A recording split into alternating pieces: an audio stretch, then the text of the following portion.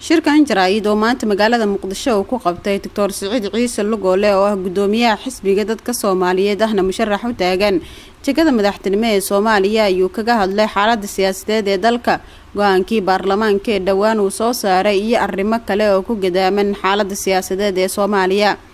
ugu horeen waxa uu nasiib darro ku tilmaamay go'aankii golaha shacabka ee ku aadanaa hanaanka doorashooyinka anigoo ah Saciid Ciise Lugoole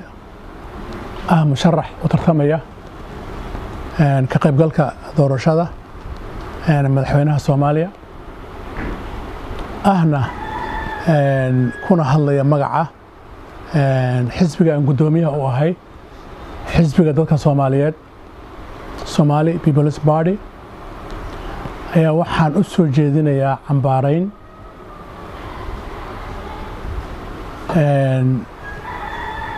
muddo kororsigii ay sameeyeen koox qaybeed ka mid ah aqalka hoose ee Soomaaliya oo ah koox sharwadayaal kuwaas oo ayaga muddadoodii iskood isu kordhiyay madaxweynaheena u kordhiyay taas macnaheedu waxay muujinaysaa in mudane Maxamed Sheekh Mursal iyo mudane Muudey ay sharcigii lagu ahay heshiiska lagu ahay ama maartay macnaha heshiiskii bulsho oo dastuurka ahay inay ku bedeleen heshiis kala talin inay ku bedeleen taas oo macnaheedu ay tahay in gabay ahaanba la baabaashay ku dhaqankii sharciga wadankan uu lahay dalkiina loo horseeday fawdo loo horseeday musharaxa oo sidoo kale hadalkiisa sii wata ayaa madaxweynaha Soomaaliya Maxamed Cabdullaahi Farmaajo ku tilmaamay shakhsi doonaya in sharci darro uu dalkani ku sii hogaamiyo mudane Farmaajo madaxweynihii hore Soomaaliya tahay macquul maahan waadna ogsoon tahay inaysan suurtagal ahayn inaad madaxweyne sii ahaatid oo waqti xilliyeedkaagii aad u jeceshahay aad u kursatid qofka ragga ah waxaa loo baahan yahay inuu qirto marka dagaalka looga adkaado geesinimadu waxa waaye inaad aqbashid haddii uu kugu yimaado fashil ama haddii laga adkaado Farmaajo siyaasadda arrimaha dibadda waa lagaga adkaaday Farmaajo siyaasadda arrimaha gudaha waa lagaga adkaaday qofkuna waxaa loo baahan yahay inuu marka laga adkaado uu awood u yeesho inuu gadaal u dego ma ahan cuqdo iyo ciil iyo caro in maartay macnaha ay ku bado inaad mangaab iyo macangag iyo langaab iyo aqoongaab aad maceen badid waxaan kuu sheegayaa hadda kahorna waa kuu sheegay mar labaadna waa kuu celinayaa shalaytadii qashinkaas la urursanayo ay adeerka uu ka shallaayay arrimahaas waxaa jiray jenaraal maxamed saad bare allah yarxama asagoo xamar laga cirdeeyay oo jooga magaalada Buurdhuuba jooga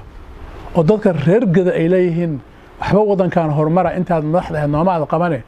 dib hadda noo keenay shacabkanaga aan la heshiinayna dhaaf ay leeyihiin ayaa waxaa jira nin Talyaani ah oo maartay aan wariye ahay inuu Buurdhuuba ku warsaday oo yiri maxaad ka shalaayaysaa 21 sano oo xilka haysay waa maxaa shalaytada ugu weyn oo qabtaa wuxuu yiri Maxamed markii aad awheshid awooda hamiga ummadda aad heshid cidda ugu horeysa oo ku imaanaysa waa dadka ugu liita ayaga isku gadaamaya ayaga isku xiraya qofkii xishoonayay aqoonta lahaay sharafta lahaay waxtarka lahaay kuma soo gaarayo dadkaas maalinta aad u baahatid meel cidla ah oo aan ciirsi lahayn ay kaaga dhaqaaqayaan haba ka dhaqaaqeene agabkii lacagtii dhaqaalihii sahaydii wax walbana waa kaa qaadanayaan taasaan ka shalaaya hawir waxaan leeyahay fariintaas adeero faham saaxiibo faham waxa waaye joogan ku leenahay wadada aad ku joogta waa wada khaldan gunaanadkii shirka jaraa'id ee uu qabtay Dr. Saciid Ciise Lugoole oo ah gudoomiyaha xisbiga dadka Soomaaliyeed ahna musharax u taagan xilka madaxtinimo ee Soomaaliya ayaa waxa uu sheegay inay jiraan shakhsiyaad iyo dawlado doonaya in dalka uu galo qalalaas siyaasadeed dawladda Qatar inay dalka Soomaaliya ka joojiso faragelinta laaluushka lacagada inay ka joojiso Soomaaliya waa jamhuuriyad macnaheedu waxa waaye dal ay leeyihiin dadkiisu Soomaaliya maaha qadar dal ay leeyihiin madaxda u talisa